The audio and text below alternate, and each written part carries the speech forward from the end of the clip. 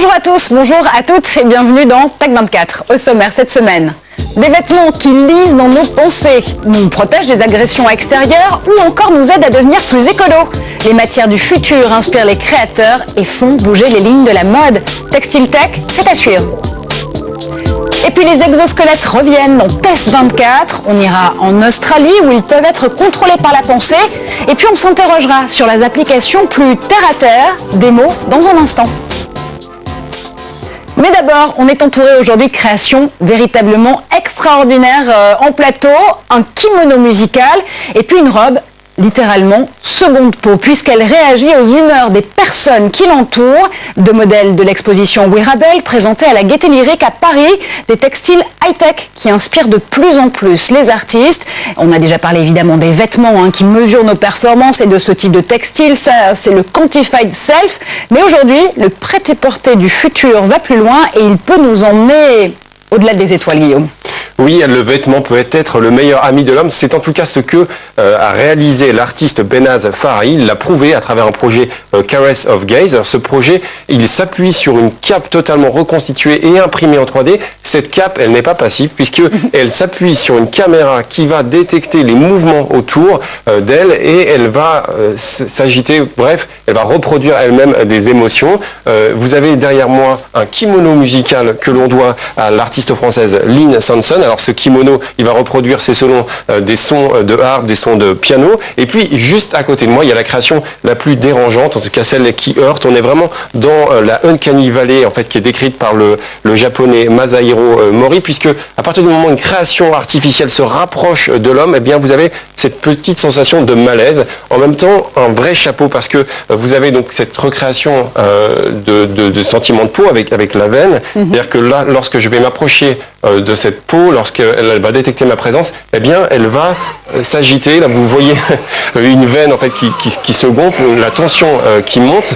On voit vraiment ce concept que pourront sans doute porter un jour des personnes qui a sa propre vie. C'est aussi surprenant que dérangeant et ça a été créé par ça s'appelle Living Like an Organism et ça a été créé par le collectif Local Androids qui est situé aux Pays-Bas. Et justement, pour en parler, on va rejoindre tout de suite les Pays-Bas avec les co-créateurs de ces robes. Ce sont les artistes Cor et Léonie Beau, mari et femme à la ville, et puis surtout co-créateurs à la scène avec le collectif Local Androids. Bonjour à tous les deux, Léonie et Cor.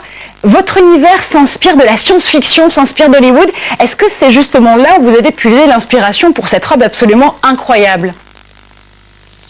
Well, we're fascinated by the human body. Nous sommes fascinés par le corps humain. C'est pourquoi nous avons cherché un matériau qui s'apparentait le plus possible à la peau. Et c'est aussi comme ça que nous avons trouvé Dragon Skin. En fait, c'est le type de silicone que l'on utilise à Hollywood pour les effets spéciaux dans les films. Ce genre de choses. C'est une combinaison de nos idées à tous les deux. Nous avons échangé nos différents points de vue, nos façons de concevoir la peau. Pour moi, la peau, c'est une vraie source d'inspiration. D'abord parce que notre corps en est recouvert. Et j'ai moi-même une peau particulière qui m'a amené à faire des recherches sur le sujet. Donc, je ne sais pas vraiment comment dire ça, mais ça m'intriguait. Et donc, la technologie de Dragon Skin m'aide à... Alors, en concret ? À visualiser cela. Oui, c'est le mot, le visualiser. On voulait également savoir à partir de jusqu'où les vêtements vont pouvoir s'émanciper, avoir leur propre vie. Je pense que porter des vêtements est une manière de s'exprimer. Bien sûr que ça nous protège aussi du froid et tout ça, mais on choisit une certaine marque, un certain style pour exprimer ce que nous sommes. Et grâce à la technologie qui évolue, nous avons de nouvelles façons de nous exprimer avec nos vêtements, d'une manière plus réactive. Et c'est ça que l'on recherche.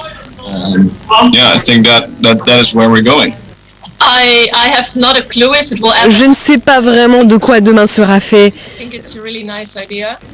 Mais je pense que oui, que ce serait une très belle idée si nous pouvons un jour donner vie à nos vêtements.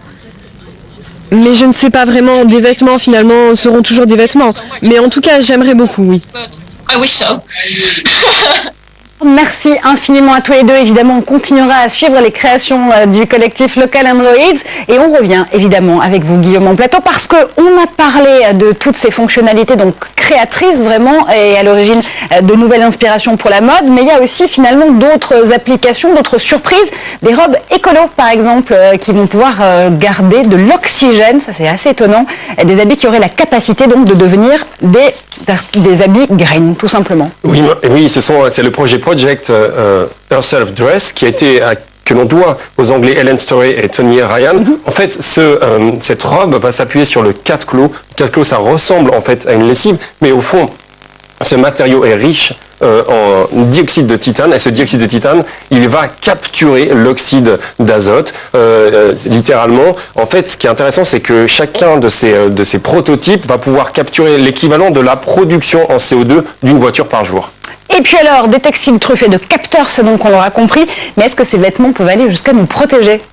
Oui, protégé. On a vu lors de cette exposition une robe assez fantastique, en fait, qui ressemble à une araignée. En fait, elle est dotée de 6 bras imprimés en 3D, capable de flash lumineux. Et lorsqu'une personne s'approche trop vite de la personne qui la porte, eh bien, la robe défend le porteur. Vous avez un projet plus intellectuel, en fait, plus universitaire aujourd'hui, qui est développé par l'Institut Mines Télécom, qui vise à équiper le personnel médical de blouses pare-feu, donc des blouses qui permettent à tout un chacun d'être protégé au quotidien. Et puis, plus anecdotique, vous avez une start-up française qui s'appelle Dew, qui travaille près d'Annecy, qui, elle, a travaillé sur un caleçon anti-ondes.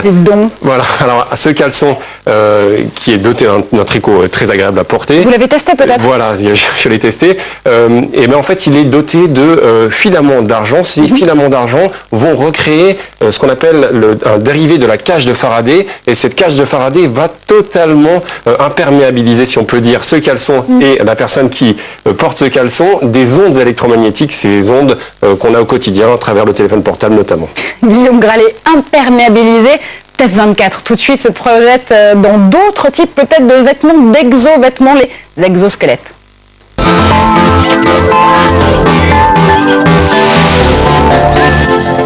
Et pour ouvrir cette séquence test, on part en Australie, où des chercheurs viennent de mettre au point une moelle épinière bionique. Elle permettra de contrôler par la pensée des prothèses robotisées. Christophe Dansette. Il n'est pas plus grand qu'un trombone.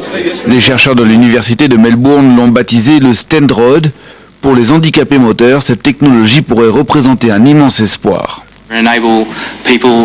Cela permettra à des gens avec des paralysies, qu'ils soient quadraplégiques ou paraplégiques, d'utiliser des technologies de mouvement sans utiliser leurs mains, sans utiliser autre chose que leur cerveau. Car d'autres moyens existent pour aider les paraplégiques. Exemple, ce Mindwalker qui permet d'animer un exosquelette. Problème, pour le contrôler, il faut un dispositif important avec ce bonnet et ses diodes. Le Stenrod, lui, est directement implanté dans les vaisseaux sanguins du cerveau. Pas besoin non plus de chirurgie importante. Le Stenrod est implanté à partir d'une toute petite incision dans le cou. Ensuite, on le fait monter dans le cerveau et les électrodes qui sont présentes sur le Stenrod enregistrent l'activité cérébrale du cortex, la zone contrôlant les mouvements. Et l'objectif est bien sûr d'utiliser ces signaux pour pouvoir bouger un bras bionique ou même une chaise roulante. Pour l'instant, le Stenrod n'a été testé que sur des moutons. Les essais sur les humains doivent commencer l'année prochaine pour une possible commercialisation en 2022. Cela coûtera tout de même 10 à 15 000 euros.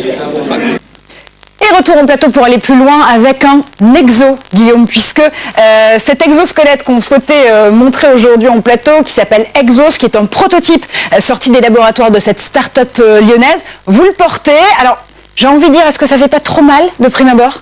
C'est le gadget high-tech le plus anti-électronique possible, puisque en fait tout s'appuie sur l'hydraulique et sur des ressorts. Alors ces ressorts, Marjorie, j'ai pu les régler juste avant de mettre cet exosquelette. J'ai eu besoin d'un tout petit peu d'aide, puisque c'est essentiellement un outil professionnel. En fait, cette start-up s'adresse au métier du bâtiment, au métier de l'automobile, et va aider à porter des poids de jusqu'à 25 kg.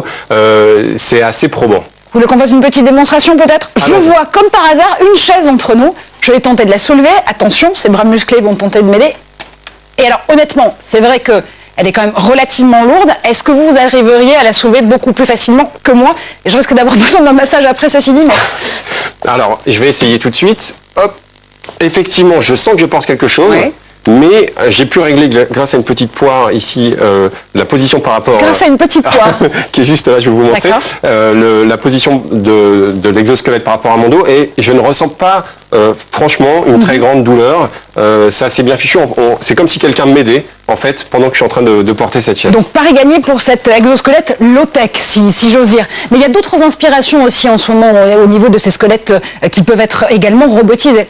Oui, il y a Inoffice au Japon qui sert sur les chantiers navals à Daewoo par exemple. Et puis, il y a ce projet qui s'appelle Phoenix, qui a été lancé par une entreprise californienne, SuitX. Et ben, Phoenix n'a pas une application professionnelle comme le modèle W de Exos, mais une application médicale puisqu'elle va aider des tétraplégiques à marcher. Aujourd'hui, Exos s'intéresse uniquement à nos bras, mais il prévoit d'ici la fin de l'année, d'ici la fin 2016, attention au suspense, de s'occuper de nos jambes pour que vraiment on puisse permettre à des personnes d'aller très vite. Pour la petite histoire, Phoenix permet à des handicapés de marcher jusqu'à 2 km/h sans aucun effort. Bon allez, je vous laisse repartir avec cet exosquelette. Merci infiniment Guillaume pour tous ces tests et puis toutes ces informations. Vous l'avez compris, c'est la fin de cette émission. Merci à vous de l'avoir suivi. On se retrouve comme chaque semaine sur Facebook, sur Twitter, sur tous les réseaux sociaux du moment où vous ajoutez le hashtag Tech24 à la fin de vos messages. Restez connectés, on se retrouve très vite en plateau.